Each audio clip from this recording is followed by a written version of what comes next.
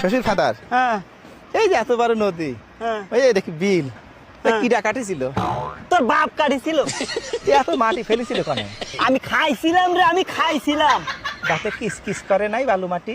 ওরে আল্লাহ রে, তোর বাইরে আমি দাঁত ভাঙিয়ে দিব কই দিলাম। হ্যাঁ দাঁত ভেঙে ফেলালে আমি শ্বশুর বাড়ি যাই, এ গোস্ত চাবে খাবো কিরাম করি? ওরে আল্লাহ, শ্বশুর ফাদার কি হাসতেছেন?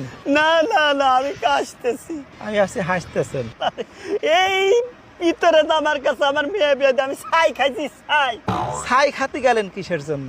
আমার কলি তো 2 বস্তা চাল পাঠায় দিতাম। তোর মাইরেই ফেলাবো কয়ে দিলাম। হ্যাঁ, খালি আমারই দোষ না, আপনার মেয়ের যে খালি আমার কাছে টাকা চায়। কয় টাকা চাই? কয় টাকা চায়? আজ 1000, কাল 2000, পরশু 10,000 টাকা চাতে চাতে আমার ফকির বানা ফেলা দিল। ওরে আমার মেয়ে এত টাকা দিয়ে করেটা কি? আমি কেমনে কব? আমি কি কোনোদিন টাকা দিছি নাকি? শালাই তোরে জামাইরে যে কি করি আমি। হ্যাঁ